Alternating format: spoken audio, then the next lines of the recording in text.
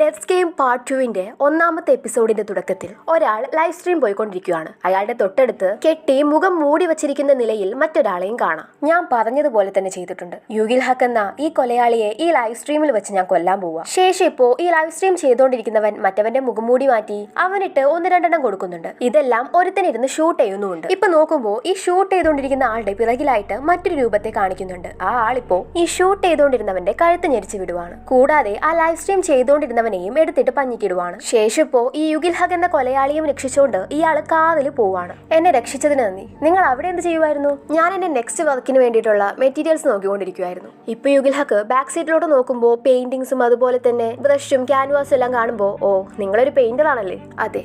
അല്ല, നിങ്ങൾക്ക് ഞാൻ ആരാണെന്ന് അറിയാവോ? അറിയാം. എന്നിട്ടും നീ എന്തിനാ എന്നെ സഹായിച്ചേ? എന്റെ മെറ്റീരിയൽസ് ഡാമേജ് ആവുന്നത് എനിക്ക് ഇഷ്ടമുള്ള കാര്യമല്ല.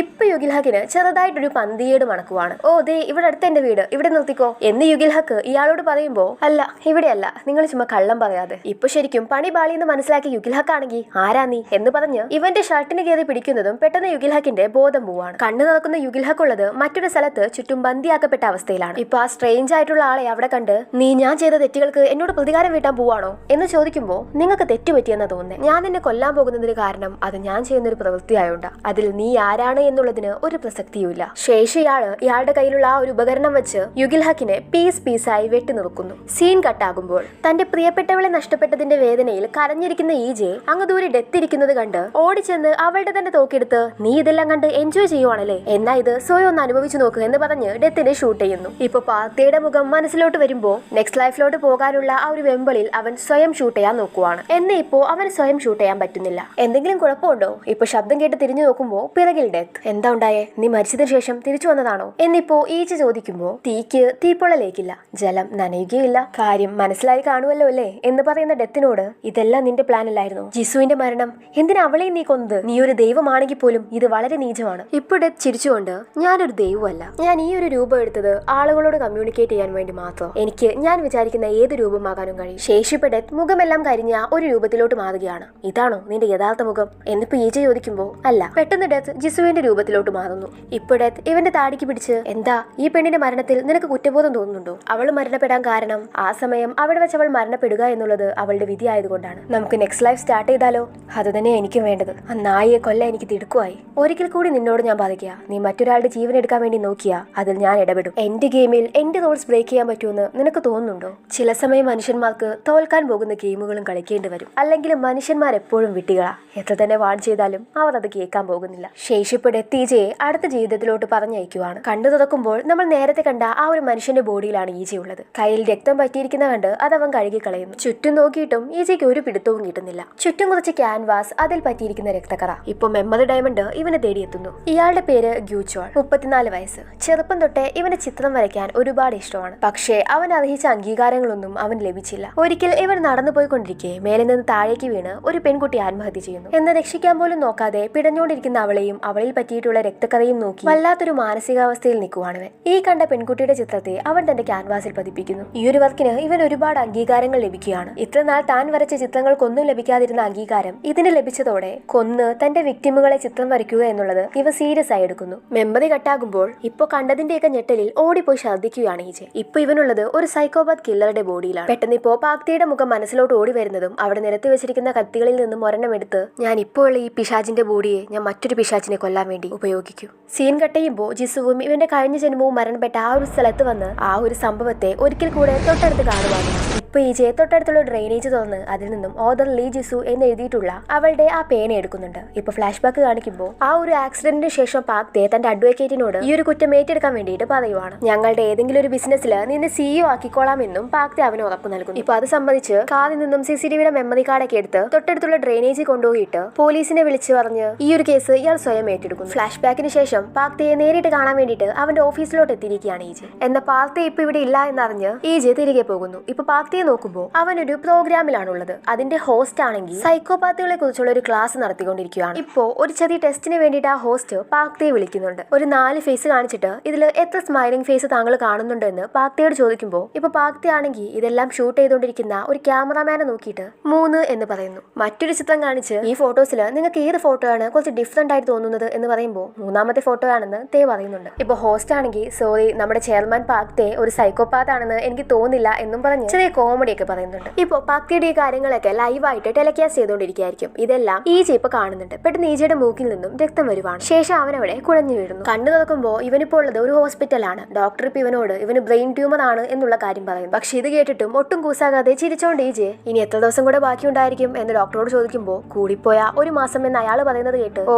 അത് ധാരാളവാ എന്നും പറഞ്ഞ് അവിടെ നിന്ന് ഇറങ്ങി പോവാണ് ഈജെ. ഇപ്പൊ ഇവനൊരു കോള് വരുന്നുണ്ട്. സർ താങ്കളുടെ റെഡ് ക്ലൗഡ് എന്ന് പറയുന്ന ഒരു പിക്ചർ ഒരാൾക്ക് വാങ്ങാൻ താല്പര്യമുണ്ടെന്നാ പറയുന്നേ എന്ന് ഈജയോട് പറയുമ്പോൾ ഈ ചിത്രങ്ങളുടെയൊക്കെ യഥാർത്ഥ സോഴ്സ് അറിയുന്ന ഈജെ ഈ വേസ്റ്റ് കാര്യങ്ങൾ വാങ്ങുമോ എന്ന് പറയുമ്പോൾ ഇപ്പൊ ഈ ലേഡി അത് തേക്കാൻ ഗ്രൂപ്പിന്റെ CEO പാക്തിയാണ് സാർ. അദ്ദേഹം അതിനായിട്ട് നമ്മുടെ ഗാലറിയിലോട്ട് വന്നുകൊണ്ടിരിക്കുകയാണെന്ന് പറഞ്ഞു. ഇപ്പൊ തേടി നടന്നത് കാലി ചുറ്റി എന്ന് പറയുന്ന സന്തോഷത്തിലാണ് ഈജെ. സീൻ കട്ടാകുമ്പോൾ മ്യൂസിയത്തിൽ വന്ന ആ പാക്തിയുടെ അടുത്ത് വന്ന് സ്വയം പരിചയപ്പെടുത്തുവാണ് ഈജെ. നിങ്ങൾക്ക് ഈ ചിത്രം വരയ്ക്കാൻ ഇൻസ്പിറേഷൻ എന്താണ്? ഈ ചിത്രം 5 മനുഷ്യരുടെ ബ്ലഡിനെ കണക്ട് ചെയ്താണുള്ളത്. ബ്ലഡ് എന്ന് പറഞ്ഞാൽ ശരിക്കുള്ള ബ്ലഡ് ആണോ? അതെ. ഈ ആർട്ട് കാണിക്കുന്നത് ദൈവത്തിന്റെ കൈകൊണ്ട് മരണപ്പെട്ട ആളുകളെ കുറിച്ചാണ്. ഈ ദൈവം എന്ന് ഉദ്ദേശിക്കുന്നത് നിങ്ങൾ തന്നെയല്ലേ? അതെ, എനിക്ക് ഉറപ്പായിരുന്നു എന്റെ വർക്ക് ആരെക്കാൾ കൂടുതൽ നിങ്ങൾക്ക് മനസ്സിലാകുമെന്ന്. കാരണം നമ്മൾ ഒരേപോലെയാണ്. നമ്മൾ എങ്ങനെയുള്ള ആൾക്കാരാണ്? സ്വയം ദൈവമായി കരുതുന്ന ഭ്രാന്ത് പിടിച്ചവർ. ഞാനും നിന്നെ പോലെ ആളുകളെ കൊല്ലുന്നു. പെട്ടെന്ന് പാക്തിയുടെ മുഖമൊക്കെ അങ്ങ് മാറുവാണ്. ഞാൻ ചുമ്മാ തമാശ വന്നതാ, നിങ്ങൾ ഇത്ര സീരിയസ് ആവേണ്ട ആവശ്യമൊന്നുമില്ല. ഇപ്പോ ചുറ്റുമുള്ള സാഹചര്യം മനസ്സിലാക്കി ഒളിപ്പിച്ച് വെച്ചിരുന്ന കത്തി ഈജ എടുക്കാൻ പോകുമ്പോൾ നീ ആരെയെങ്കിലും കൊല്ലാൻ നോക്കിയാ അതിൽ ഞാൻ ഇടപെടും എന്ന് ഡെത്ത് പറഞ്ഞിട്ടുള്ള വാക്കുകൾ ഈജയുടെ മൈൻഡിലോട്ട് വരുന്നുണ്ടെങ്കിലും എന്നാലും കൊല്ലാനുള്ള ഒരു വ്യഗ്രതയിൽ കത്തി പിന്നെ എടുക്കുമ്പോൾ പാക്തിയുടെ അസിസ്റ്റന്റ് അങ്ങോട്ട് വരുന്നതും അവന്റെ കൂടെ പോവുകയാണ് പാക്തി. ഞാനിതിപ്പോ നിങ്ങൾക്ക് വിറ്റാ നിങ്ങൾ എവിടെയായിരിക്കും ഇത് വെക്കുക എന്ന് ഈജി ഇപ്പൊ ചോദിക്കുമ്പോൾ എന്റെ വീട്ടിൽ എന്ന് പാക്തി മറുപടി പറയുന്നത് കേട്ട് അതെന്റെ പെയിന്റിങ്ങിന് ലഭിക്കുന്ന ഒരു ബഹുമതിയാണ്. ഇത് ഞാൻ നിങ്ങൾക്ക് വിൽക്കുന്നു. നിങ്ങൾ നിങ്ങളുടെ അഡ്രസ്സ് തരുവാണെങ്കിൽ ഞാൻ തന്നെ കൊണ്ടുവരാം. അതുപോലെ തന്നെ എന്റെ സ്റ്റുഡിയോയിലോട്ടും ഞാൻ നിങ്ങളെ വെൽക്കം ചെയ്യുന്നു. നിങ്ങൾക്ക് വേണ്ടി ഒരു പ്രത്യേക ആർട്ട് ഞാൻ ഉണ്ടാക്കി തരുന്നുണ്ട്. ഇത് കേട്ട പാക്തെ ഇവനോട് നന്ദിയും പറഞ്ഞ് അവിടെ നിന്ന് പോവാണ്. പിന്നീട് ഇപ്പൊ പാക്തെ പോകുന്നത് ഒരു പള്ളിയിലോട്ടാണ്. അവിടെ ഇവന്റെ അച്ഛൻ ഇവന്റെ ബ്രദറിന് വേണ്ടിയിട്ടുള്ള കർമ്മങ്ങളൊക്കെ ചെയ്യുകയാണ്. ഇവന്റെ ബ്രദറിനെ കൊന്നത് ഇവൻ തന്നെയാണല്ലോ. അതിന്റെ പ്രധാനപ്പെട്ട കാരണം എന്ന് വെച്ചാൽ ഈ പാക്തെ ഒരു സൈക്കോപാത്ത് ആണെന്നുള്ള കാര്യം ഇവന്റെ ബ്രദറിന് അറിയായിരുന്നു. ഇവരുടെ സർവന്റിന്റെ കുഞ്ഞിനെ ശ്വാസം മുട്ടിച്ച് കൊല്ലാൻ പാക്തെ ശ്രമിക്കുന്നത് ഇവന്റെ ബ്രദർ പണ്ട് കണ്ടിട്ടുണ്ടായിരുന്നു. അത് ഇവൻ അച്ഛനോട് പറഞ്ഞിട്ടുണ്ടായിരുന്ന കാര്യം വളരെ വൈകിയാണ് പാക്തെ അറിയുന്നത്. ഒരു കുഞ്ഞിന്റെ കരച്ചില് എപ്പോഴും ഇവന്റെ ചെവി കേൾക്കുമെന്നും പറഞ്ഞ് ഇവൻ കുറച്ച് ടാബ്ലറ്റ്സ് ഒക്കെ കഴിക്കുമായിരുന്നു. അതിന്റെ പേരിലും ഇവന്റെ ബ്രദർ ഇവനെ കളിയാക്കിയിട്ടൊക്കെ സംസാരിക്കുമായിരുന്നു. ഇപ്പൊ ചടങ്ങൊക്കെ കഴിഞ്ഞ് കാറിലിരിക്കെ ഒരു ലേഡി ഇവനെ വിളിച്ച് ആ സൈക്കോപാത്ത് ടെസ്റ്റ് നടത്തിയത് ശരിക്കും ഇവന്റെ അച്ഛൻ പറഞ്ഞിട്ടായിരുന്നു.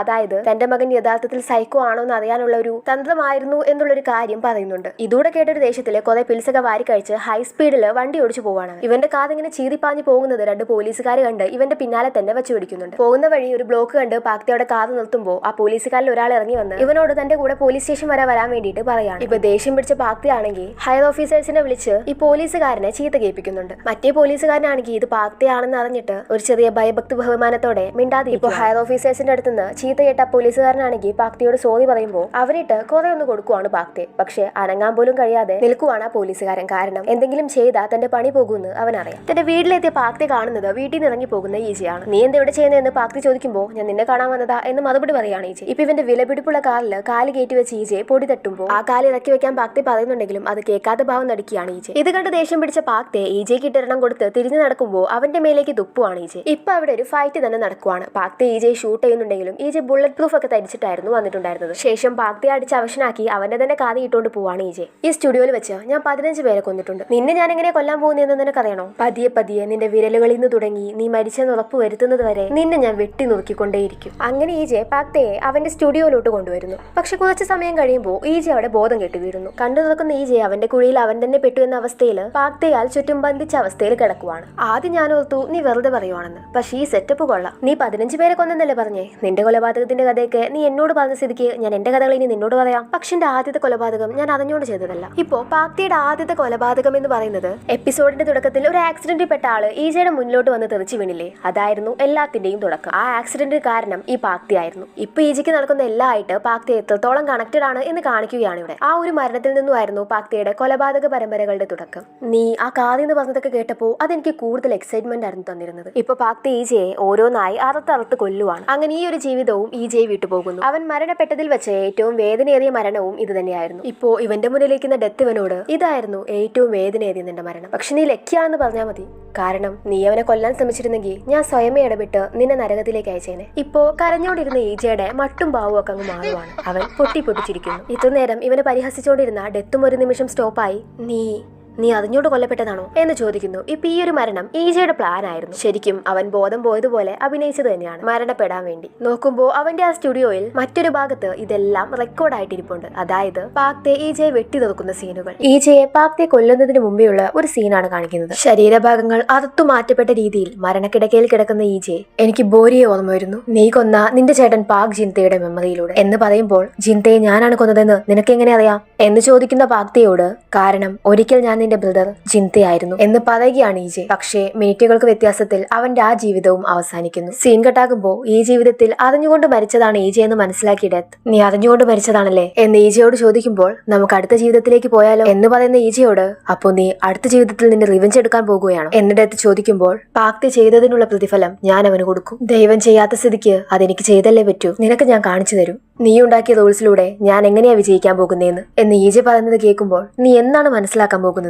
മരണം ഒരിക്കലും പ്ലാൻ ചെയ്ത വഴി നടക്കില്ലെന്ന് എന്ന് പറഞ്ഞ് ഡെത്ത് ഈജയെ അടുത്ത ജന്മത്തിലേക്ക് അയക്കുവാണ്. ഇപ്പോ അടുത്ത ജന്മത്തിലെത്തിയ ഈജെ ആണെങ്കിൽ ആർക്കോ പിന്നാലെ ഓടിക്കൊണ്ടിരിക്കുകയാണ്. ഇവൻ ചേസ് ചെയ്തുകൊണ്ട് വരുന്ന ആളാണെങ്കിൽ എന്റെ പിന്നാലെ വന്നത് മതിയടാ എന്ന് പറയുമ്പോ ഈജയ്ക്കാണെങ്കിൽ ഒന്നും മനസ്സിലാകുന്നില്ല. ഞാനെന്താ വല്ല പോലീസ് ഓഫീസിലാണോ?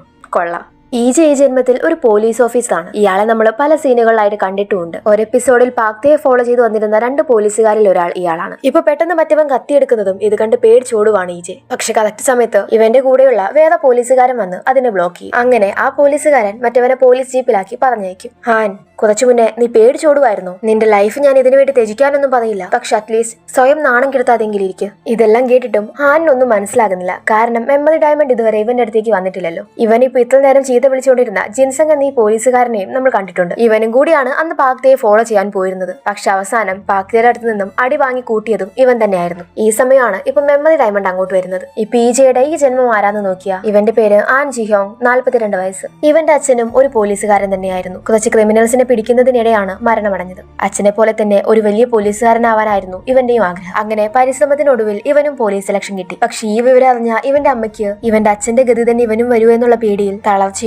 രോഗങ്ങളും എല്ലാം ബാധിച്ചു. ഈ ഒരു സാഹചര്യത്തിൽ അമ്മയ്ക്ക് ഇവൻ ഉറപ്പ് നൽകുകയാണ് എന്തൊക്കെ വന്നാലും ഞാൻ എന്നെ തന്നെ ആദ്യം നോക്കൂ എന്ന്. അങ്ങനെ ഡിപ്പാർട്ട്മെന്റിലെ വലിയ ക്രൂഷ്യൽ സിറ്റുവേഷൻസിലും ഒന്നും ചെയ്യാതെ മടി പിടിച്ചിരിക്കുന്ന ഒരു ഓഫീസറായിട്ട് ഹാൻ മാറുവാണ്. അതുകൊണ്ട് തന്നെ മറ്റുള്ള എല്ലാ പോലീസുകാർക്കും ഇവനോട് ഭയങ്കര പുച്ഛമാണ്. അന്ന് ജിൻസങ്ങിനെ പാക്തെ ഒരുപാട് അടിച്ചിട്ടും ഒന്നും മിണ്ടാതെ ഒരു ഭാഗത്തിരുന്നതും അമ്മയോടുള്ള ഈ ഒരു പ്രോമിസ് കാരണമാണ്. പക്ഷെ കുറെ കഴിയുമ്പോൾ ഇവന്റെ അമ്മ മരിക്കുന്നു. ഇപ്പൊ മെമ്മറി കട്ടാകുമ്പോ ഈ പോലീസുകാരന്റെ കാര്യം കുറച്ച് കഷ്ടമാണല്ലോ എന്ന് പറഞ്ഞിരിക്കുമ്പോഴാണ് അവിടെ റോട്ടില് ഒരടി നടക്കുന്നത് ഇവൻ ശ്രദ്ധിക്കുന്നത്. ഒരുത്തൻ പൈസയ്ക്ക് വേണ്ടി മറ്റൊരുത്തനെ അടിച്ച് ശരിപ്പെടുത്തിക്കൊണ്ടിരിക്കുകയാണ്. ഇപ്പൊ ഈ അടി ഉണ്ടാക്കുന്നത് ആരാന്ന് വെച്ചാ ഈജയുടെ ഒരു ജീവിതത്തില് ഇവനൊരു ജയിൽ പുള്ളിയായിരുന്നല്ലോ, ചോയ് തേസാങ്. അവനെ കൊന്ന സുഹോ എന്ന കൊലയാളിയാണ് ഇപ്പൊ ഇവന്റെ മുന്നിലേക്ക് നിൽക്കുന്നത്. ഇപ്പൊ ഈജ അങ്ങോട്ട് ചെന്ന് സുഹോ ഒരുപാട് നാളായിട്ട് നമ്മൾ കണ്ടിട്ടുണ്ടായിരുന്നില്ലല്ലോ, നീ പിന്നെയും കത്തിയും കൊണ്ട് ഇറങ്ങിയോ എന്ന് ഈജ ചോദിക്കുന്ന കേട്ട് നീ ആരാടാ എന്ന് സുഹോ തിരിച്ചു ചോദിക്കുമ്പോ നിനക്ക് ചിലപ്പോ ഈ മുഖം പരിചയമുണ്ടായിരിക്കില്ല, പക്ഷെ ഒരിക്കൽ നീ അറിയാവുന്ന ചോയ് തേസാങ് ആയിരുന്നു ഞാൻ എന്ന് ഈജ പറയുന്നത് കേട്ട് ചോയ് തേസാങ്ങോ, അവനെ ഈ എന്റെ കൈ കൊണ്ട് ഞാൻ കൊന്നേ എന്ന് സുഹോ പറയുമ്പോ കൊള്ളാം, അവസാനം നീ ചെയ്ത കുറ്റം സമ്മതിച്ചു എന്ന് പറയുമ്പോഴാണ് സുഹോ ചുറ്റും നോക്കുന്നത്. ഇപ്പോ ഇതെല്ലാം ആളുകൾ റെക്കോർഡ് ചെയ്തുകൊണ്ടിരിക്കുകയാണ്. ഈ സമയം ഈജയ്ക്ക് നേരെ പാഞ്ഞിടക്കുന്ന സുഹോയെ പിടിച്ച് നിലത്തിടുവാണ് ഈജെ. ഇതെല്ലാം ആളുകൾ ലൈവായിട്ട് ഷൂട്ട് ചെയ്തുകൊണ്ടിരിക്കുകയാണ്.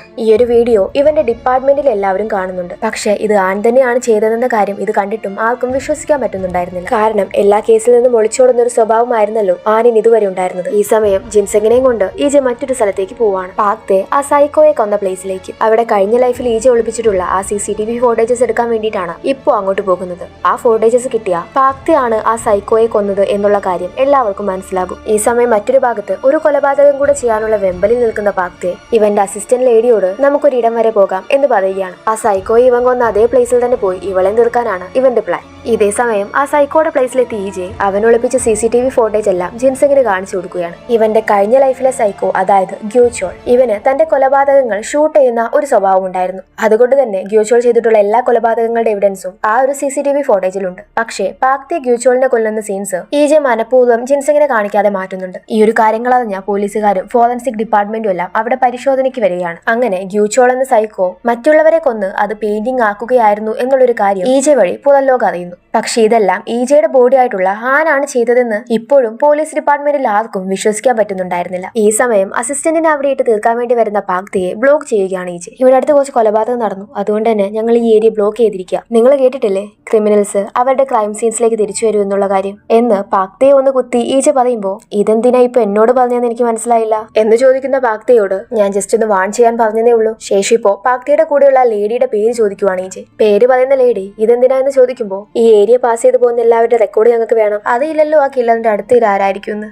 കില്ലേഴ്സ് അവരുടെ നെയിം ടാഗും വെച്ച് നടക്കില്ലല്ലോ, അത് ചിലപ്പോൾ വളരെ ഡീസെന്റ് ആയി തോന്നിയാക്കാവുന്ന ഒരാൾ പോലും ആയിരിക്കാം. എന്താ ശരിയല്ലേ എന്ന് ഈജെ പാക്തിയോട് ചോദിക്കുമ്പോൾ ഞങ്ങൾക്ക് ഇപ്പൊ പോവാവോ എന്ന് ചോദിക്കുന്ന പാക്തിയെ പറഞ്ഞയക്കുകയാണ് ഈജെ. ഇന്നത്തെ മൂഡ് ഈജെ നശിപ്പിച്ചോട് തന്നെ ആ അസിസ്റ്റന്റ് ലേഡിയെ വഴിയിൽ ഇറക്കി വിടുവാണ് പാക്തെ. ഇപ്പൊ ഈജെ പോലീസ് ഡിപ്പാർട്ട്മെന്റിലെ ഒരു ഹീറോ ആയിരിക്കുവാണ്. തെളിയാതെ പോയ ഒരുപാട് ക്രൈംസ് ആണ് ഇപ്പൊ ഇവൻ തെളിയിച്ചിട്ടുള്ളത്. സീൻ കട്ടാക്കുമ്പോൾ ഈ ന്യൂസ് ഒക്കെ കണ്ട് പാക്തെ ഒരു മാഫിയ തലവനെ വിളിക്കുന്നുണ്ട്. ഇവനെ നമ്മൾ കണ്ടിട്ടുണ്ട്. ഒരു പെണ്ണുകാരനെ മരിച്ച ഈജയുടെ ഒരു ജീവിതം ഉണ്ടായിരുന്നല്ലോ, അതിൽ കുറെ മാഫിയ കില്ലേഴ്സ് ഈജയുടെ പിന്നാലെ ഉണ്ടായിരുന്നു. അവനാണിവൻ. ഈ മാഫിയ തലവൻ പാക്തിയുടെ ആളാണ്. ആനെന്ന് ഈ പോലീസുകാരന് നമ്മുടെ കാര്യങ്ങൾ എന്തൊക്കെയോ സംശയം ഉണ്ടെന്ന് തോന്നുന്നു, അവനെ കൈകാര്യം ചെയ്തേക്ക് എന്ന് വിളിച്ചു പറയുകയാണ് പാക്തെ. ഇതേ സമയം ഈജെ ഒരു ന്യൂസ് റിപ്പോർട്ടറെ പോയി കാണുന്നുണ്ട്. ശേഷം കുറച്ച് CCTV ഫോട്ടേജസ് അയാൾക്ക് കൊടുത്ത് ഇതിന്ന് എക്സ്ക്ലൂസീവ് ആയിട്ട് എയർ ചെയ്യാൻ പറയുവാണ്. ഇപ്പോ ഈജയുടെ തലപ്പത്തിരിക്കുന്ന പോലീസുകാരന് ഈ ഒരു ക്രൈംസ് എല്ലാം കണ്ടുപിടിച്ചത് കൊണ്ട് തന്നെ പ്രൊമോഷൻ എല്ലാം കിട്ടാൻ പോവുകയാണ്. ഇതിനെല്ലാം കാരണം ഈജയാണ്. ഇതുകൊണ്ട് തന്നെ എല്ലാവരും ഈജയെ നന്നായിട്ട് തന്നെ ട്രീറ്റ് ചെയ്യുവാണ്. ഈ സമയം ജിൻസങ് ഈജയെ മാറ്റി നിർത്തി സംസാരിക്കുന്നുണ്ട്. അന്ന് ഗോങ്ചോളിന്റെ റൂമിൽ വെച്ച് നിങ്ങളൊരു കോപ്പി ഡിലീറ്റ് ചെയ്യുന്നത് ഞാൻ കണ്ടു, അതിലുണ്ടായിരുന്നത് എന്തായിരുന്നു എന്ന് ജിൻസങ് ഈജയോട് ചോദിക്കുമ്പോൾ അതില് ഗോങ്ചോളിനെ ആരാണ് കൊന്നത് എന്നുള്ളതായിരുന്നു എന്ന് ഈജ പറയുമ്പോൾ പിന്നെ നിങ്ങൾ എന്തിനത് മറച്ചു വെച്ചേ എന്ന് ചോദിക്കുന്ന ജിൻസങ്ങിനോട്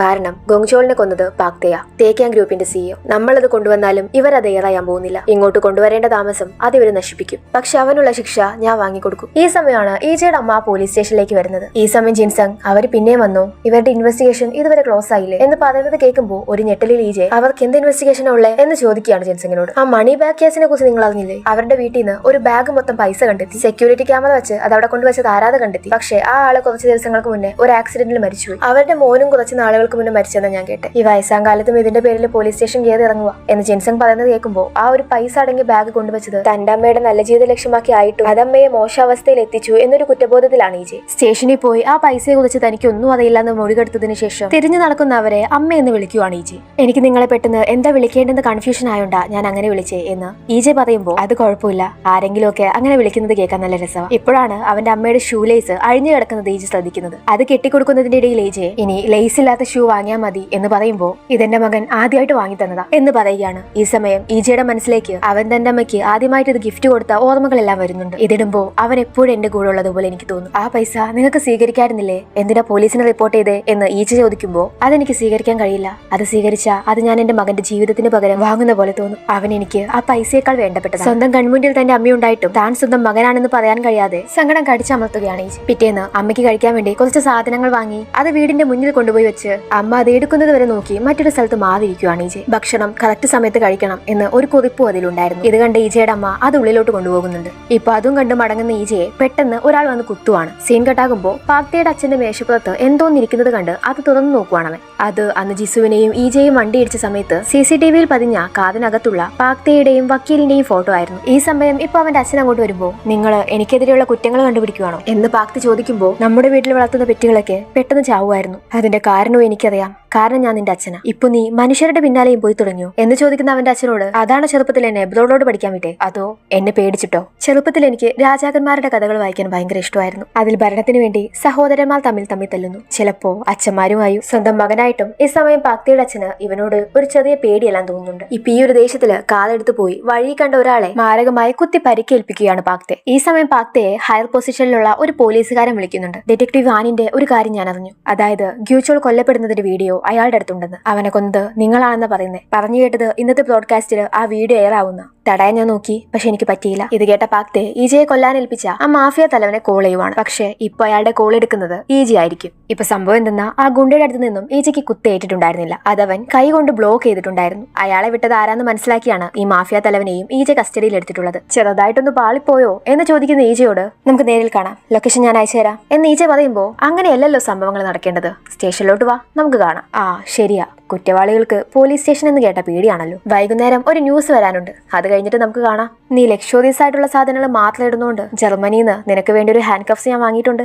അങ്ങനെ ഈവനിങ് ന്യൂസ് വരുന്നതും കാത്തിരിക്കുവാണ് ഇജെ. പക്ഷേ ഈ സമയം കാര്യങ്ങളെല്ലാം മാറി മറഞ്ഞു. പാക്തെ കുറച്ച് ബുദ്ധിപരമായി പ്രവർത്തിച്ചു. താനാണ് കൊന്നതെന്ന് പറഞ്ഞ് അവൻ നേരിട്ട് പോലീസിന് കീഴടങ്ങി. ഗ്യൂച്ചോൾ തന്നെ കൊല്ലാൻ വേണ്ടി കിഡ്നാപ്പ് ചെയ്ത് കൊണ്ടുപോയെന്നും സ്വയം രക്ഷയിൽ തനിക്ക് അയാൾ ആക്രമിക്കേണ്ടി വന്നു എന്നും ഡെഡ് ബോഡി കിട്ടാത്ത സ്ഥിതിക്ക് അയാൾ മരിച്ചിട്ടുണ്ടോന്ന് തനിക്ക് ഉറപ്പില്ല എന്നുമാണ് പാക്തെ മീഡിയയ്ക്ക് മുന്നിൽ വന്ന് പറഞ്ഞുകൊണ്ടിരിക്കുന്നത്. ഈ ഒരു കൊലപാതകം ചെയ്തതിൽ എനിക്കൊട്ടും നിരാശയില്ല. കാരണം ഒരുപാട് പേരുടെ ജീവനെടുത്ത ഒരു കൊടും കുറ്റവാളിയെ ഞാൻ കൊന്നത്. അയാളെ വെറുതെ വിട്ടിരുന്നെങ്കിൽ അയാൾ വീണ്ടും കൊലപാതകം ചെയ്തേനെ. ഇപ്പൊ ആ CCTV ഫോട്ടേജസില് മീഡിയ പുറത്തുവിടുന്നത് ഗ്യൂച്ചോൾ പാക്തയെ കിഡ്നാപ്പ് ചെയ്ത് കൊണ്ടുവരുന്ന സീൻ മാത്രമാണ്. ഇതോടെ ആയതോടെ ജനങ്ങളെല്ലാം പാക്തയുടെ ഒപ്പം നിൽക്കുവാണ്. പാക്തയെ ന്യായീകരിച്ചുകൊണ്ട് എല്ലാവരും മുന്നോട്ട് വരുന്നു. എവിഡൻസ് ഫാബ്രിക്കേറ്റ് ചെയ്ത് കൊണ്ടുവന്നു എന്ന പേരില് ഹയർ ഓഫീസേഴ്സിന്റെ അടുത്ത് നിന്ന് ഈജയ്ക്ക് ചീത്ത കേൾക്കേണ്ടി വരുന്നു. എല്ലാവരുടെയും സപ്പോർട്ടിന്റെ പേരിൽ പാക്തയ്ക്ക് ജാമ്യം കിട്ടുന്നു. പോലീസ് സ്റ്റേഷനിൽ നിന്ന് ഇറങ്ങുന്ന പാക്തെ ഈജയുടെ മുന്നിലെത്തുമ്പോൾ നിന്റെ കഥ കൊള്ളായിരുന്നു, പക്ഷെ അതെങ്ങനെ അവസാനിക്കണമെന്ന് തീരുമാനിക്കുന്നത് ഞാൻ. നിന്റെ കാര്യത്തിൽ അതിനേക്കാൾ നല്ലൊരു എൻഡിങ് വെയിറ്റ് ചെയ്തിരിപ്പുണ്ട്. എനിക്ക് കിട്ടുന്നതെല്ലാം ഡബിൾ ആയിട്ട് തിരിച്ചു കൊടുക്കുന്ന ശീലമുള്ളത്. സീൻ കെട്ടാകുമ്പോൾ കാതി കയറാൻ പോകുന്ന ഈജയെ ആരോ കിഡ്നാപ്പ് ചെയ്യുവാണ്. ഈ സമയം നേരെ സ്റ്റേറ്റ്സിലോട്ട് മുങ്ങാനാണ് പാക്തയുടെ പ്ലാൻ. ഈ സമയം ഈജയെ കിഡ്നാപ്പ് ചെയ്ത ആള് ഈ കാര്യം പാക്തയെ വിളിച്ചറിയിക്കുന്നുണ്ട്. അവനെ എനിക്ക് ജീവനോടെ കിട്ടണം, ഞങ്ങൾ തമ്മിൽ കുറച്ച് ഡീൽസ് ഉള്ളതാ എന്ന് പാക്തെ പ്രത്യേകം അയാളോട് പറയുന്നുണ്ട്. അങ്ങനെ പാക്തെ ഫ്ലൈറ്റില് കാര്യങ്ങളെല്ലാം സോൾവ് ആയി എന്നും പറഞ്ഞ് ആശ്വസിച്ച് കിടക്കെ ഫ്ലൈറ്റ് വല്ലാത്ത രീതിയിൽ ഷെയ്ക്ക് ആവുകയാണിപ്പോ. ഈ സമയം അവിടെയുള്ള ഒരു ടിവിയിൽ കുറച്ച് പേരുകളും ഒപ്പം ഒരു ഓഡിയോയും പ്ലേ ആവുകയാണ്. പാക്തെ ഗ്യൂച്ചോളിനെ മാത്രമല്ല നീ കൊന്നതെന്ന കാര്യം എനിക്കറിയാം എന്ന് പറഞ്ഞ് പാക്തെ ഇതുവരെ കൊന്നിട്ടുള്ള കുറച്ചു പേരുടെ ഡീറ്റെയിൽസ് പറയുകയാണ് ആ ഓഡിയോ. പേടിച്ച പാക്തെ ഓടിപ്പോയി പൈലറ്റിന് നോക്കുമ്പോൾ അതിൽ പൈലറ്റ് ഇല്ല, ഓട്ടോമാറ്റിക് ആയിട്ടാണ് അത് പോയിക്കൊണ്ടിരിക്കുന്നത്. ഈ സമയം വീണ്ടും ആ ഓഡിയോ പ്ലേ ആവുകയാണ്. നീ നിന്റെ ചേട്ടൻ ജിൻതയെ കൊന്നു, സോങ്ചേക്ക് 3 ബില്യൺ കൊടുക്കാന്നും പറഞ്ഞ് പാരച്യൂട്ട് ഇല്ലാതെ നീ അവനെ താഴേക്ക് ചാടിച്ചു. ജിൻതെ മരിച്ചതുപോലെ ഈ പ്ലെയിൻ 30 മിനിറ്റിനുള്ളിൽ എക്സ്പ്ലോഡ് ആവും. സോങ്ചെ പാരച്യൂട്ട് പോലും ഇല്ലാതെയാണ് ചാടിയത്, പക്ഷേ നിനക്ക് ഞാനൊരു പാരച്യൂട്ട് തരാം. ഈ ഓഡിയോ കേട്ടതും ഓടിപ്പോയി പാരച്യൂട്ട് തപ്പുവാണ് പാക്തെ. 30 മിനിറ്റ് കഴിഞ്ഞ് ആ പ്ലെയിൻ പൊട്ടിത്തെറിക്കുന്നതും പാരച്യൂട്ടും കൊണ്ട് പാക്തെ താഴേക്ക് ചാടുന്നു. ഇവ വന്ന് ലാൻഡ് ആവുന്നത് ഉൾക്കാടിന് നടുവിലുള്ള ഒരു റോഡിലാണ്. ഒരു വിധത്തിൽ എഴുന്നേറ്റ് നിൽക്കുന്ന പാക്തയെ എതിരെ വന്ന വണ്ടി ശക്തമായിട്ട് ഇടിച്ചിടുന്നു. പക്ഷേ കാര്യമായ പരിക്കുകളൊന്നും പാക്തയ്ക്ക് സംഭവിക്കുന്നില്ല. ഇപ്പോ ആ കാറിന്റെ ഡ്രൈവർ പാക്തയുടെ അടുത്തേക്ക് വരുവാണ്. അത് മറ്റാരുമല്ലായിരുന്നു, ഈജെ ആയിരുന്നു. ഈ സമയം ഇപ്പോ എങ്ങനെയാണ് ഈ പ്ലാൻസ് എല്ലാം ഈജെ വർക്ക്ഔട്ട് ആക്കിയത് എന്നുള്ള ഫ്ലാഷ് ബാക്ക് ആണ് കാണിക്കുന്നത്. ഈജയ്ക്ക് ആദ്യമേ അറിയായിരുന്നു പാക്തെ ഇതുപോലുള്ള എന്തെങ്കിലും ചെയ്ത് ഇതിൽ നിന്ന് രക്ഷപ്പെടുമെന്ന്. പാക്തെ ഇതുവരെ ചെയ്തു കൂട്ടിയിട്ടുള്ള എല്ലാ കുറ്റങ്ങളും തെളിയിക്കുന്ന ഒരു ഹാർഡ് ഡിസ്ക് ആ മാഫിയ തലവൻ എടുത്തുണ്ടായിരുന്നു. ഈജയുടെ കഴിഞ്ഞുപോയ ഒരു ജന്മത്തിലൂടെയാണ് അവൻ ഈ കാര്യം മനസ്സിലാക്കിയത്. ആദ്യം തന്നെ ഈജെ ആ ഹാർഡ് ഡിസ്ക് പോയി കളക്ട് ചെയ്യുവാണ്. പാക്തയുടെ ചേട്ടനായ പാക് ജിൻതയുടെ മെമ്മറിയിൽ നിന്നും പാക്തെ അവന്റെ ഫൗണ്ടൈൻ പെന്നിൽ നാർക്കോട്ടിക്സ് ഒളിപ്പിക്കാതുണ്ടായിരുന്നു എന്ന കാര്യം അറിയുന്ന ഈജെ അതിനു പകരം സ്ലീപ്പിംഗ് വിൽസ് കൊടുക്കുന്നു. ജിൻസെങ്ങിന്റെയും മറ്റു പോലീസുകാരുടെയും ഹെൽപ്പിലൂടെ കിഡ്നാപ്പ് ചെയ്ത് കൊണ്ടുപോയതിൽ നിന്നും ഈജെ രക്ഷപ്പെടും. ശേഷം ഇവന്റെ മറ്റൊരു ജന്മമായ ലീ ജുഹാന്റെ മെമ്മറിയിലൂടെ പ്ലെയിനിന്റെ എഞ്ചിനിൽ ഈജെ ഒരു ബോംബ് ഇൻസ്റ്റാൾ ചെയ്യുന്നു. ഈ സമയം പാക്തയുടെ കാര്യങ്ങളെല്ലാം തെളിയിക്കുന്ന ആ ഒരു ഹാർഡ് ഡിസ്ക് മറ്റുള്ള വീഡിയോകൾക്കെല്ലാം ഇവൻ അയച്ചു കൊടുക്കുകയും ചെയ്യുന്നുണ്ട്. അങ്ങനെ പാക്തയുടെ കൊലപാതക പരമ്പര മറ്റുള്ളവർ അറിയുന്നു. സ്ലീപ്പിംഗ് വിൽസ് കഴിച്ച് പാക്തെ ഉറങ്ങിക്കിടക്കുന്ന സമയത്താണ് ഫ്ലൈറ്റിൽ ഇതെല്ലാം ഈജെ ചെയ്തു വെച്ചത്. ശേഷം സോങ്ചയുടെ മെമ്മറിയിലൂടെ ഇവൻ പാരച്യൂട്ട് വെച്ച് താഴേക്ക് ചാടുന്നു. പിന്നീട് ഇവന്റെ മറ്റൊരു ജന്മത്തിലെ മെമ്മറിയിലൂടെ പാക്തെ പാരച്യൂട്ടിൽ ലാൻഡ് ചെയ്യാൻ പോകുന്ന ലൊക്കേഷൻ ട്രേസ് ചെയ്ത് അവനെ കാത് കൊണ്ടുവന്ന് ഇടിപ്പിക്കുന്നു. ഈ ഒരു ചെറിയ സമയം കൊണ്ട് ഇത്രയേറെ കാര്യങ്ങളാണ് ഈജെ ചെയ്തു കൂട്ടിയത്. ഈ സ്റ്റോറിയുടെ എൻഡിങ് തീരുമാനിക്കേണ്ട ആൾ നീയല്ല, എല്ലാ നല്ല സ്റ്റോറിയിലും ഒരു ട്വിസ്റ്റ് ഉണ്ടായിരിക്കും എന്ന് പറഞ്ഞ് പാക്തെ കൊന്ന ഇവന്റെ മറ്റൊരു ജന്മമായി അവനെ ശ്വാസം മുട്ടിച്ച് കൊല്ലാൻ വേണ്ടി നോക്കുവാണ്. എന്നാൽ അദ്യൻ ഇവന്റെ സ്വയം രൂപം തന്നെ കാണിക്കുന്നുണ്ട് ഒരു ഇല്യൂഷനായി. നീ എന്റെ ജിസുവിനെ കൊന്നു, നമുക്ക് രണ്ടാൾക്ക് ഒരുമിച്ച് നരകത്തിലോട്ട് പോകാം എന്ന് പറഞ്ഞ് വിധിയെ മാറ്റിമറിച്ച് പാക്തയെ ഈജെ കൊല്ലാൻ നേരം ആകാശത്തിൽ നിന്ന് എന്തോ വന്ന് താഴേക്ക് വീഴുന്നുണ്ട്. നോക്കുമ്പോ അത് ഡെത്താണ്. വിധിയെ നീ മാറ്റാൻ ശ്രമിച്ചാൽ അതിൽ ഞാൻ ഇടപെടുമെന്ന് ഡെത്ത് മുന്നേ ഇവന് താക്കീത് കൊടുത്തിട്ടുണ്ടായിരുന്നു. നിന്റെ റൂൾസ് ഒന്നും എനിക്ക് ബാധകമല്ല, ഞാൻ ഈ കൊലപാതകിയെ കൊല്ലും എന്നും പറഞ്ഞ് ശ്വാസം മുട്ടിച്ച് ഈജെ പാക്തയെ കൊല്ലാൻ നേരം ഇപ്പൊ ഈജയുടെ കയ്യിൽ നിന്നും ജിസുവിന്റെ പേന നിലത്തേക്ക് വീഴുവാണ്. ഈ സമയം ജിസു പറഞ്ഞ വാക്കുകൾ, അതായത് നിന്റെ കഥയ്ക്ക് ഒരു ഹാപ്പി എൻഡിംഗ് ഉണ്ടായിരിക്കോ, അതിന് ഒരു ഹാപ്പി എൻഡിംഗ് ഉണ്ടാകാനാ ഞാൻ പ്രതീക്ഷിക്കുന്നത് എന്ന കാര്യം ഓർമ്മ വരുന്നതും പാക്തയെ കൊല്ലാതെ വിടുവാണ്. ഈ സമയം ഡെത്തിനെ നോക്കുമ്പോ ഇപ്പൊ അവിടെ അവളില്ല. കരഞ്ഞുകൊണ്ട് അവന്റെ ലക്ഷ്യം വെടിഞ്ഞ് മുന്നോട്ടേക്ക് നടക്കുവാണ് ഈജെ. ഈ സമയം അവന്റെ ഒപ്പം തന്നെ പുറകിൽ മറ്റൊരു നിഴലും കൂടെ കണ്ട് ഈജെ തിരിഞ്ഞു നോക്കുന്നതും ഈജയെ ആക്രമിക്കാനായി വന്ന പാക്തയായിരുന്നു ഇത്. പക്ഷേ കാറ്റിന്റെ ശക്തിയിൽ പാരച്യൂട്ട് അവനെ വലിച്ചുകൊണ്ടു പോകുന്നു. പക്ഷേ നേരെ പോയി ഇടിക്കുന്നത് എതിരെ വന്ന ഒരു ട്രക്കിന്റെ മുന്നിലും. പാക്തയുടെ അഡ്വക്കേറ്റിനെ കാണാൻ വേണ്ടി വന്നിരിക്കുവാണ് ഈജെ.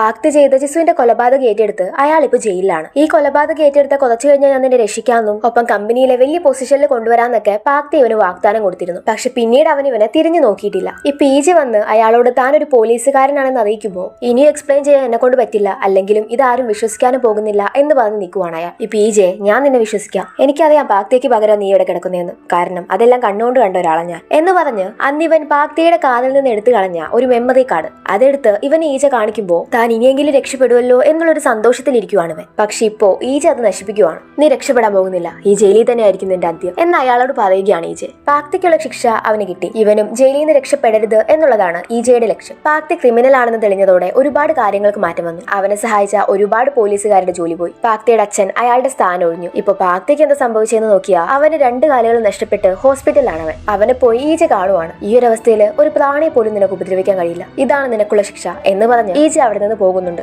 ശേഷം EJ പോകുന്നത് ജിസുവിന്റെ മെമ്മോറിയലിന്റെ അടുത്തേക്കാണ്. അവിടെ നിന്ന് കരഞ്ഞോണ്ടവൻ അന്ന് എന്നെ തടഞ്ഞത് നീയാണല്ലേ എന്ന് ചോദിക്കുവാണ് അവളോട്. ജിസുവിന്റെ ആ പേന അന്ന് പാക്തി ഇവൻ കൊല്ലാൻ ശ്രമിക്കുന്ന സമയത്ത് നിലത്തേക്ക് വീണില്ലായിരുന്നെങ്കിൽ ഒരുപക്ഷെ പാക്തിയെ കൊന്ന് ഇവൻ നരകത്തിലേക്ക് പോയേനെ. ആ മെമ്മോറിയലിന്റെ അടുത്ത് നിന്ന് തന്റെ പ്രിയപ്പെട്ടവൾക്കായി അവൻ ഒരുപാട് കരയുവാണ്. പിന്നീട് EJ ആൻ ജിഹോങ് എന്ന പോലീസുകാരനായി ആ ശരീരത്തിൽ ജീവിക്കുവാണ്. എന്ന് തന്നെ മരണം വന്ന് വിളിക്കും എന്നുള്ള പേടിയിൽ. പക്ഷെ ഒരു ദിവസം ഡ്യൂട്ടിക്കിടയിൽ അവനൊന്ന് പദ്ധതി പോവാണ്. പക്ഷെ EJ ആ ഗുണ്ടകൾ കൊല്ലുന്നതിന് തൊട്ടു മുന്നേ ജിൻസങ് വന്ന് അവനെ രക്ഷിക്കുന്നുണ്ട്. അതുകൊണ്ട് തന്നെ വലിയ കുഴപ്പമൊന്നുമില്ലാതെ EJ രക്ഷപ്പെടുന്നു. പക്ഷെ ജിൻസങ്ങിന്റെ കാലിന് നന്നായിട്ട് പരിക്ക് പറ്റുവാണ്. ഈ ഒരു വിവരം അറിഞ്ഞ് ഹോസ്പിറ്റലിൽ അഡ്മിറ്റ് ചെയ്തിട്ടുള്ള ജിൻസങ്ങിനെ കാണാൻ വേണ്ടിയിട്ട് അവന്റെ ഫാമിലി കരഞ്ഞുകൊണ്ട് വരുവാണ്. അവന്റെ മോളെ കാണുമ്പോൾ എന്തെങ്കിലും വാങ്ങിക്കൊടുക്കാൻ വേണ്ടി EJ വിളിച്ചുകൊണ്ട് പോകുന്നുണ്ട്. പക്ഷെ ഒന്നും കഴിക്കാതിരിക്കുന്ന കുട്ടിയെ കാണുമ്പോൾ EJ കാര്യം തിരക്കുവാണ്. എന്റെ പപ്പ വീട്ടിലോട്ട് വരുന്നത് എന്നും ഇതുപോലെ ഓരോ മുറിവുകളായിട്ടാ. എനിക്ക് എന്റെ പപ്പ ജോലിക്ക് പോകുന്നതേ ഇഷ്ടമല്ല. പപ്പയ്ക്ക് ഇനിയും അപകടങ്ങളൊന്നും പറ്റാതിരിക്കാനാണ് ഞാൻ പ്രാർത്ഥിക്കുന്നത് എന്ന് പറയുന്ന ജിൻസങ്ങിന്റെ സെഹുൽഗി എന്ന മോളെ കാണുമ്പോൾ, സെഹുൽഗി, ഇനി നിന്റെ പപ്പയ്ക്ക് മുറിവുകളൊന്നും പറ്റാതെ ഞാൻ നോക്കിക്കോളാം എന്ന് EJ പറയുമ്പോൾ അതിനായിട്ട് EJയെ കൊണ്ട് പ്രോമിസ് ചെയ്യിപ്പിക്കുകയാണ് സെഹുൽഗി. ഇവന്റെ കയ്യിലുണ്ടായിട്ടുള്ള മുറിവ് ഇപ്പൊ സെഹുൽഗി കാണുമ്പോൾ അതിൽ ബാൻഡേജ് വെച്ച് കൊടുത്ത് അങ്കിളും അപകടമൊന്നും ഉണ്ടാവാതെ നോക്കണം എന്ന് പറയുകയാണ്. EJ തിരിച്ച് ഹോസ്പിറ്റലിലേക്ക് വരുമ്പോൾ ജിൻസങ്ങിനെയും അവന്റെ ഫാമിലിയെയും കണ്ട് ഒരു നിമിഷം നോക്കി നിൽക്കുകയാണ്. ഞാൻ മരിച്ചില്ലായിരുന്നെങ്കിൽ എനിക്ക് ഇതുപോലൊരു ഫാമിലി ഉണ്ടാവുമായിരുന്നോ എന്നവൻ ഒരു നിമിഷം ഓർത്തു പോകുന്നു. സീൻ കട്ടാകുമ്പോൾ കുറച്ച് നാളുകൾക്ക് ശേഷമാണ് കാണിക്കുന്നത്. ഒരു പിടികിട്ടാ പുള്ളിക്ക് പിന്നാലെ ഓടുകയാണ് EJയും ജിൻസങ്ങും. ഒരു ടെറസിന്റെ മേലെ എത്തുമ്പോൾ ആ ഗുണ്ട തന്റെ കയ്യിലുണ്ടായിരുന്ന ഗണ്ണെടുത്ത് ജിൻസങ്ങിന് നേരെ വെടിയുതിർത്തുന്നു. ഒപ്പം EJയ്ക്കും വെടിയേൽക്കുന്നുണ്ട്. ഈ സമയം സെഹുൽഗിക്ക് കൊടുത്ത പ്രോമിസ് ആണ് EJയുടെ മനസ്സിലോട്ട് വരുന്നത്. ആ ഗുണ്ട എന്തായാലും 2 പേരെയും കൊല്ലുമെന്ന് EJയ്ക്ക് അറിയാം. പക്ഷെ ജിൻസങ്ങിനൊന്നും സംഭവിക്കാതിരിക്കാൻ വേണ്ടി ആ ഗുണ്ടയുടെ തോക്കിന്റെ മുന്നിൽ പോയി നിന്ന് അവനെ എടുത്ത് താഴേക്ക് ചാടുവാണ് EJ. ആ മകൾക്ക് കൊടുത്ത പ്രോമിസിനായി ആ കുടുംബത്തിന്റെ സന്തോഷം പോവാതിരിക്കാൻ വേണ്ടി EJ സ്വന്തം സാക്രിഫൈസ് ചെയ്യുന്നു. അങ്ങനെ ആ ഒരു ജീവിതവും അവനെ വിട്ടു പോകുന്നു. ഞാൻ നിന്നെ വാൺ ചെയ്തിരുന്നതല്ലേ എന്ന് ഡെത്ത് ചോദിക്കുമ്പോൾ, എന്താ ഞാൻ സ്വയം മരണം ഏറ്റുവാങ്ങിയതുകൊണ്ടാണോ ഇങ്ങനെ ചോദിക്കുന്നത്?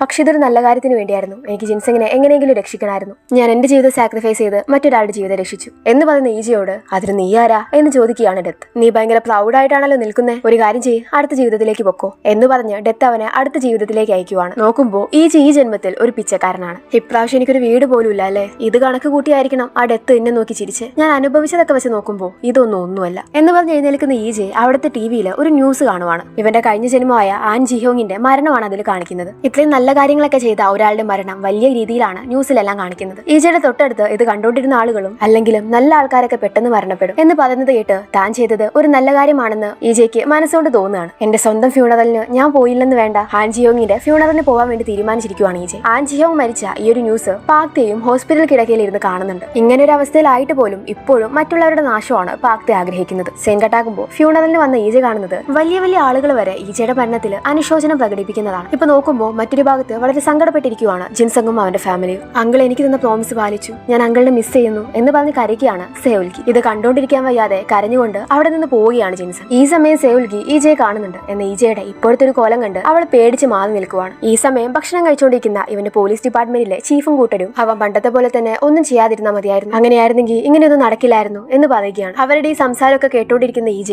ഇപ്പോൾ സെക്യൂരിറ്റി വന്ന് പിടിച്ചു മാറ്റുവാണ്. ഒരു ബെഗറിനെ ആരാണ് ഇതിനകത്തേക്ക് കയറ്റിവിട്ടെ എന്നാണ് അവർ ചോദിക്കുന്നത്. പക്ഷേ ഈ സമയം ആ ചീഫ് വന്ന് ഇവരെ തടഞ്ഞ് EJയ്ക്ക് കഴിക്കാൻ വേണ്ടി കുറച്ച് ഫുഡും കൊടുക്കുന്നുണ്ട്. മിനിസ്റ്റർ വരെ അങ്ങോട്ട് എത്തിച്ചേർന്നിരിക്കുകയാണ്. ഈ സമയം EJയ്ക്ക് ഒരു കാര്യം മനസ്സിലാകുന്നു. അതായത് ആൻ ജിഹോപ്പായിട്ട് താൻ നേടിയെടുത്ത നേട്ടങ്ങൾക്കൊന്നും തന്റെ ഈ ഒരു ജീവിതത്തിൽ ഒരു പ്രസക്തിയില്ല എന്നുള്ളത്. അവിടെ നിന്ന് ഇറങ്ങുന്ന EJ കാണുന്നത് താഴെ സ്റ്റെപ്പിലിരുന്ന് കരയുന്ന ജിൻസങ്ങിനെയാണ്. പണ്ട് ആൻ ജിഹോപ്പിനോട് വളരെ മോശമായിട്ട് ജിൻസങ് പെരുമാറിയ കാര്യങ്ങളെല്ലാം ആലോചിച്ച് സ്വയം സോറി പറഞ്ഞ് കരയുവാണ് അവൻ. ഈ സമയം EJ അങ്ങോട്ട് ചെന്ന് ഇതൊന്നും നിന്റെ തെറ്റല്ല, അതുകൊണ്ട് നീ സ്വയം നിന്നെ കുറ്റപ്പെടുത്തുന്ന നിർത്ത്. ഡിറ്റക്റ്റീവ് ആൻ ഒരിക്കലും നിന്നെ കുറിച്ച് മോശമായിട്ട് ചിന്തിക്കില്ല. നിന്റെ ജീവിതം രക്ഷിച്ചതിൽ അയാൾ ഇപ്പൊ സന്തോഷിക്കുന്നുണ്ടായിരിക്കും. ഉണ്ടായിരിക്കും. അന്ന് നിനക്ക് വേണ്ടിയാണല്ലോ എടുത്തു ചാടിയതെന്നോർത്ത്. ഇന്ന് ഇങ്ങനെ ഒരു ബെഗർ തന്റെ മുന്നിൽ വന്ന് സംസാരിക്കുന്നത് കാണുമ്പോൾ ഒന്നും മനസ്സിലാകാത്ത ജിൻസങ് ആണെങ്കിൽ ഈജയുടെ ഷർട്ടിന് കുത്തിപ്പിടിച്ച് ആരടാ നിനക്ക് ഇങ്ങനെയൊക്കെ പറയാൻ അവകാശം തന്നെ എന്ന് ചോദിക്കുമ്പോൾ താൻ ആരാന്ന് പോലും പറയാൻ പറ്റാതെ നിൽക്കുവാണ് ഈജെ. ഈ സമയമാണ് ഡെത്ത് ചോദിച്ച അതിന് നീ ആരാ എന്നുള്ളൊരു കാര്യം ഇവന്റെ മൈൻഡിലോട്ട് വരുന്നത്. ഞാൻ എന്നും പറഞ്ഞ് വിങ്ങിക്കരയുവാണ് ഈജെ. ഇത്രയേറെ ജന്മങ്ങൾ താൻ ജീവിച്ചിട്ടും സ്വന്തമായി താൻ ആരാണെന്ന് പറയാൻ ഒരു ഐഡന്റിറ്റി ഈജയ്ക്കില്ല. തനിക്ക് ഇനി താനായി ജീവിക്കാൻ കഴിയില്ല എന്ന് സങ്കടത്തോടെ മനസ്സിലാക്കുവാണ് ഈജെ. ഈ സമയമാണ് അങ്ങോട്ട് ഇപ്പൊ ഇവനുള്ള ജീവിതത്തിലെ ആളുടെ മെമ്മറി ഡയമണ്ട് വരുന്നത്. എനിക്കിനി ഇത് വേണ്ട എന്ന് പറഞ്ഞ്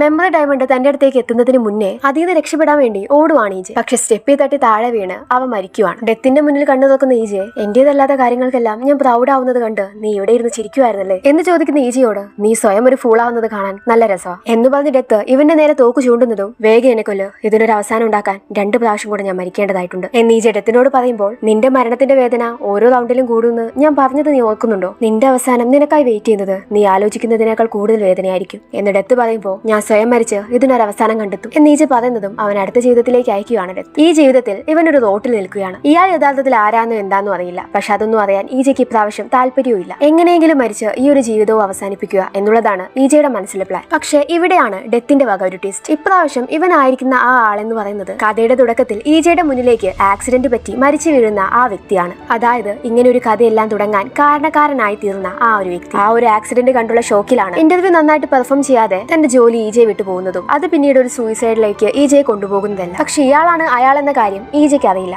ഈ സമയമാണ് മെമ്മറി ഡയമണ്ട് ഈജയിലോട്ട് വരുന്നത്. ഇപ്രാവശ്യം ഈജ ആയിരിക്കുന്ന ഈ വ്യക്തി വളരെ സന്തോഷപൂർവ്വം കഴിഞ്ഞിരുന്ന ഒരാളാണ്. തന്റെ കുടുംബത്തോടൊപ്പം നല്ല ജോലിയൊക്കെ ആയിട്ട് മുന്നോട്ട് പോയിരിക്കെ പെട്ടെന്ന് അയാളുടെ ജോലി അയാളെ വിട്ടുപോകുന്നു. ജോലിയില്ലാത്ത ഇയാളുടെ കൂടെ നിൽക്കാൻ പറ്റില്ലെന്നും പറഞ്ഞ് ഭാര്യ ഡിവോഴ്സ് ആകുന്നു. അങ്ങനെ എല്ലാം നഷ്ടപ്പെട്ട ഇയാള് സൂയിസൈഡ് ചെയ്യാൻ തീരുമാനിക്കുന്നു. ഈ മെമ്മറി എല്ലാം കണ്ട ഈജയ്ക്ക് പണ്ടത്തെ തന്നെ തന്നെയാണ് ഓർമ്മ വരുന്നത്. എല്ലാം നഷ്ടപ്പെട്ട് മരിക്കാനായി നിന്ന തന്നെ ഒരിക്കൽ കൂടി തനിക്കൊരു തീരുമാനം എടുക്കേണ്ടി വരുന്നു. ഈജ എഴുന്നേറ്റ് നിന്ന് ഇപ്പൊ എങ്ങോട്ട് നടക്കുവാണ്. ഈ സമയം യഥാർത്ഥ ഈജ, അതായത് ഒന്നും സംഭവിക്കാത്ത ശുഭപ്രതീക്ഷയോട് കൂടിയ ആ ഈജ താൻ ഒരുപാട് നാളായി കഷ്ടപ്പെട്ട ഇന്റർവ്യൂ അറ്റൻഡ് ചെയ്യാൻ വേണ്ടിയിട്ട് പോവാണ്. ഈ സമയമാണ് മരിക്കാനായി ശബ്ദം ചെയ്ത ഇപ്പോഴത്തെ ഈജ, അതായത് ആ ആൾ ഈജയും തട്ടിമാറ്റി ഒരു വണ്ടിക്ക് മുന്നിൽ പോയി ചാടുന്നത്. ഇടിക്കാൻ കാരണമായ ആ വണ്ടി ഓടിച്ചത് പാക്തയും. വണ്ടി തട്ടി അവൻ നേരെ വന്ന് വീഴുന്നത് പണ്ടത്തെ ഈജയുടെ മുന്നിൽ. വിളിച്ചെഴുന്നേൽപ്പിക്കാൻ ശ്രമിക്കുന്ന പണ്ടത്തെ ഈജയെ കാണുവാണ് ഇപ്പോഴത്തെ ഈജ. ഈ സമയമാണ് അങ്ങോട്ട് പാക്തെ വരുന്നത്. സത്യം പറഞ്ഞ പാക്തെ മനുഷ്യരെ കൊല്ലാൻ തുടങ്ങിയതും ഈ ഒരു സംഭവത്തോട് കൂടിയായിരുന്നു. വീണ് കിടക്കുന്ന ഈജയുടെ കണ്ണിലേക്ക് തന്നെ നോക്കി നിൽക്കുകയാണ് പാക്തെ. ഈ സമയം ആ ആൾക്കൂട്ടത്തിനരികിലേക്ക് ഒരു അതിഥി വരുന്നു. മറ്റാരുമല്ല, ഡെത്ത്. പാക്തയുടെ പിന്നിലായി നിൽക്കുന്ന ഡെത്തിനെ തനിക്ക് ഒരിക്കൽ കൂടി ഒരു അവസരം തരാനായി കേണപേക്ഷിക്കുന്ന രീതിയിൽ ഈജ നോക്കുമ്പോൾ പാക്തെ വിചാരിക്കുന്നത് ജീവനു വേണ്ടി ഇയാൾ തന്റെ മുന്നിൽ കെഞ്ചുകയാണെന്നാണ്. ഇത് വളരെ രസകരമായി തോന്നിയ പാക്തെ പിന്നീട് ക്രൈംസ് ചെയ്യാൻ തീരുമാനിക്കുന്നു. സത്യം പറഞ്ഞ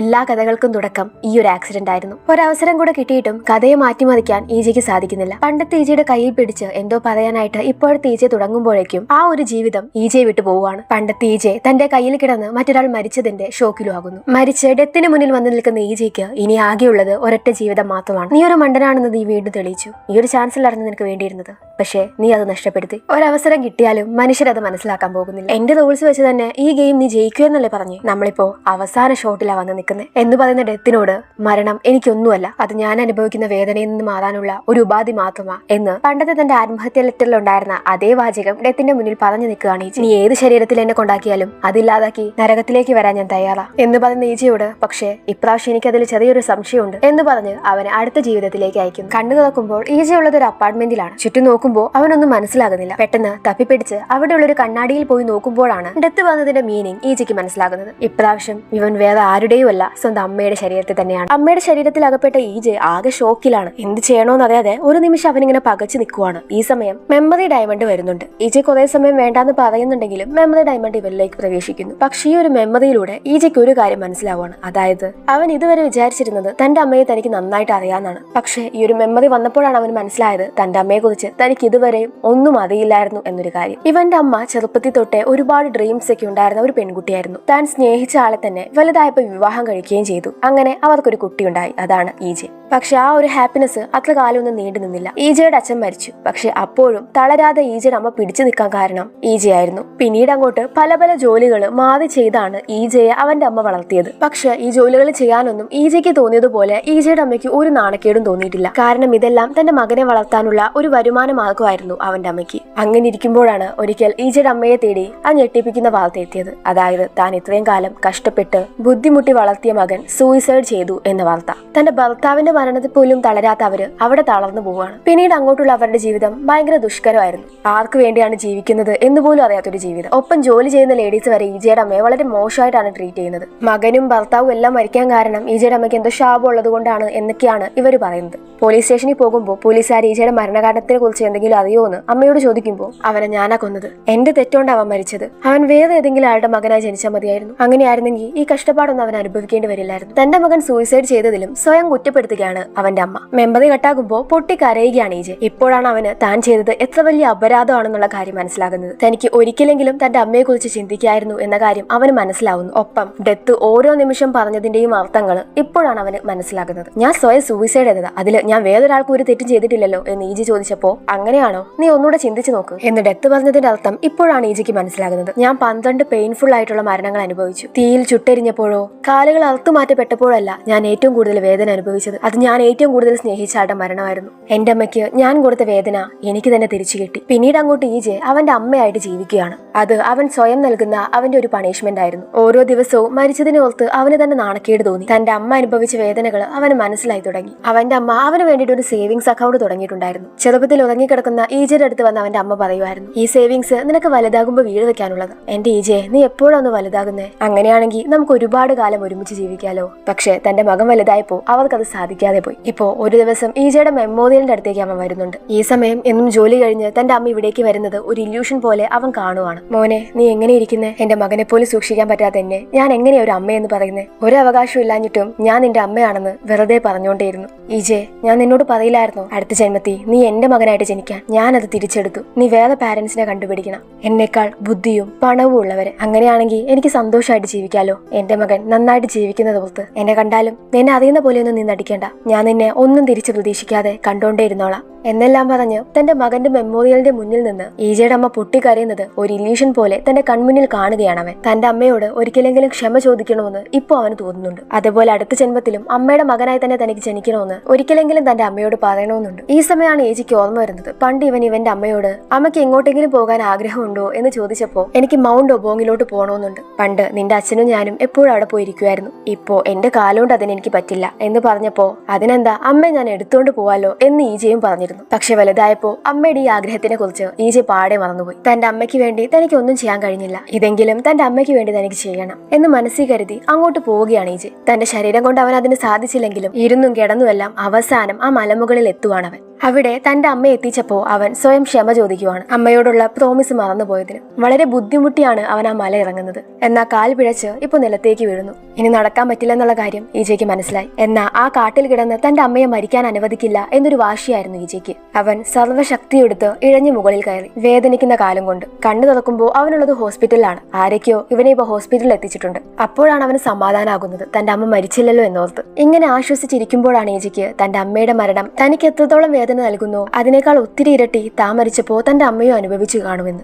അവിടെ ഇരുന്ന് നിസ്സഹായനായി കരയുകയാണ് ഈജെ. ആ ഒരു നിമിഷം അവൻ തീരുമാനിക്കുന്നു, തന്റെ അമ്മയുടെ ആഗ്രഹം നിറവേറ്റാൻ വേണ്ടി തനിക്ക് ഈ ജീവിതം ജീവിച്ചു തീർക്കണമെന്ന്. അതവൻ ജീവിക്കുകയും ചെയ്യുന്നു. 32 കൊല്ലം അവൻ അവന്റെ അമ്മയുടെ ശരീരത്തിൽ ജീവിച്ചു. ഈജയായി അവൻ ജീവിച്ചതിനേക്കാൾ കൂടുതൽ. പക്ഷെ തന്റെ അമ്മയുടെ ശരീരത്തിൽ ജീവിച്ച ഓരോ മിനിറ്റും അവനത് ആസ്വദിക്കാനേ സാധിച്ചിട്ടില്ല. മരണം എപ്പോ വന്ന് വിളിക്കും എന്നുള്ള പേടിയിലാണ് അവൻ ജീവിച്ചത്. അങ്ങനെ 32 കൊല്ലങ്ങൾക്ക് ശേഷം അവന്റെ അമ്മയുടെ ശരീരത്തിൽ അവൻ വീണ്ടും മരണപ്പെടുന്നു. അങ്ങനെ കാലങ്ങൾക്ക് ശേഷം ഡെത്തിന്റെ മുന്നിൽ അവൻ കണ്ണു തുറക്കുന്നു. ഇപ്പൊ ഡെത്തിന്റെ അടുത്തേക്ക് പോയി, ഈജെ, നിന്നോട് ഇതൊരിക്കലും ഞാൻ പറയുമെന്ന് വിചാരിച്ചതല്ല, പക്ഷെ ഞാൻ നിന്നെ ഒരുപാട് മിസ് ചെയ്തു. ഞാൻ വിചാരിച്ചിരുന്നില്ല നിന്നെ കാണാൻ ഇത്രയും വൈകുമെന്ന് എന്ന് പറയുന്നത് കേൾക്കുമ്പോ ഒരുപാട് സമയം എടുത്തു. സമയം കണക്ക് കൂട്ടുന്നതിൽ ഞാൻ ഭയങ്കര മോശമാണ് എന്ന് ഡെത്ത് പറയുന്നത് കേൾക്കുമ്പോ പക്ഷെ എനിക്കത് ഒരുപാടായിരുന്നു. ഞാൻ ഓരോ നിമിഷവും ജീവിച്ചത് നിന്നെ ഇനി കാണുമ്പോ ഞാൻ എന്ത് ചെയ്യണമെന്നും ആലോചിച്ച. ഇപ്പോ ഡെത്തിന്റെ മുന്നിൽ മുട്ടുകുത്തിയിരിക്കുവാണവൻ. ഞാൻ നിന്നോട് അപേക്ഷിക്കുക, നീ എന്നെ വീണ്ടും ഒന്ന് ഷൂട്ട് ചെയ്യുമോ എന്ന് ഈജി ചോദിക്കുന്നത് കേൾക്കുമ്പോ പക്ഷെ എന്റെ ബുള്ളറ്റ് എല്ലാം കഴിഞ്ഞല്ലോ എന്ന് മറുപടി പറയുകയാണ് ഡെത്ത്. എനിക്കറിയാം, പക്ഷെ എനിക്കൊരു ചാൻസ് കൂടെ താ. എനിക്ക് ഞാനായി ജീവിക്കാൻ, ചോയ് ഈജിയായി ജീവിക്കാൻ ഞാൻ നിന്നോട് അപേക്ഷിക്കുക എന്ന് പറയുന്ന ഈജിയോട് പക്ഷെ എന്തിന് എന്ന് ഡെത്ത് ചോദിക്കുമ്പോ എന്റെ അമ്മയ്ക്ക് അവസാനമായിട്ട് എനിക്കൊരു ഹഗ് കൊടുക്കണം. ഇപ്പൊ ഡെത്ത്, നീ പറഞ്ഞില്ലേ എന്റെ റൂൾസ് വെച്ച് നീ എന്നെ മറികടക്കൂന്ന്. അതെ, നീ വിജയിച്ചു. മരണത്തെ ഒഴിവാക്കി നീ ഇതിൽ അതിജീവിച്ചു. എന്റെ കയ്യിൽ നിന്നുള്ള പണിഷ്മെന്റ് എല്ലാം നീ സ്വീകരിച്ചു കഴിഞ്ഞു. ഇനി നിന്റെ കാര്യത്തിൽ ബാക്കിയുള്ളത് ദൈവത്തിന്റെ ജഡ്ജ്മെന്റ് ആണ്. പക്ഷെ അതിനു മുന്നേ ഞാൻ നിനക്ക് ഒരു ബുള്ളറ്റ് കൂടെ തരാം എന്ന് ഡെത്ത് പറയുന്നത് കേൾക്കുമ്പോൾ വിശ്വസിക്കാനാവാതിരിക്കുകയാണ് ഈജെ. ഈ ഗൺ ഫയർ ചെയ്യുന്ന നിമിഷം തൊട്ട് നീ ആഗ്രഹിച്ച പോലെ ഒരു ചാൻസ് നിനക്ക് ലഭിക്കുകയാണ് എന്ന് പറഞ്ഞ് അവന് നേരെ നീട്ടുവാണ് ഡെത്ത് ആ തോക്ക്. തനിക്ക് വീണ്ടും ഒരു ചാൻസ് ലഭിച്ച ഈജെ ആ തോക്ക് കൊണ്ട് തന്റെ നേരെ ഷൂട്ട് ചെയ്യുന്നു. ഇപ്പൊ അവൻ കണ്ണു തുറക്കുന്നത് താൻ സൂയിസൈഡ് ചെയ്യാൻ പോയ ആ സ്ഥലത്ത് നിന്നാണ്. അടുത്ത് തന്നെ ഫോണും അവൻ എഴുതിയ ആത്മഹത്യാ കുറിപ്പുമുണ്ട്. പണ്ട് ഈജെ മരിക്കുന്നതിന് തൊട്ടു മുന്നേ അവന്റെ അമ്മ അവനെ വിളിച്ചിട്ടുണ്ടായിരുന്നല്ലോ. പക്ഷെ അത് അവൻ അറ്റൻഡ് ചെയ്യാതെ പോയി. പക്ഷെ ഈ നിമിഷം ഈജെ അത് അറ്റൻഡ് ചെയ്യുവാണ്. ഫോൺ എടുത്ത് അവൻ തന്റെ അമ്മയെന്ന് വിളിക്കുന്നതും ആ ഒരു സൂയിസൈഡ് ലെറ്റർ എങ്ങോട്ടെന്നില്ലാതെ പറന്നു പോവുകയാണ്. അതെ, എല്ലാം തിരിച്ചറിഞ്ഞ ഈജയ്ക്ക് വേറൊരു ചാൻസ് കൂടെ ലഭിച്ചിരിക്കുന്നു. സൂയിസൈഡ് തനിക്ക് തന്റെ വേദനകൾ മറികടക്കാനുള്ള ഒരു ഉപാധിയാണെങ്കിൽ അത് തന്റെ ഒപ്പമുള്ളവർക്ക് എത്രത്തോളം വേദന നൽകുന്നു എന്ന കാര്യം ഇപ്പൊ ഈജയ്ക്ക് അറിയാം. ഈജയുടെ രണ്ടാമത്തെ ഈ ഒരു ജീവിതത്തോടെയാണ് നമ്മുടെ ഡെത്ത്സ് ഗെയിം എന്ന ഈ ഒരു K-ഡ്രാമ ഇവിടെ അവസാനിക്കുന്നത്.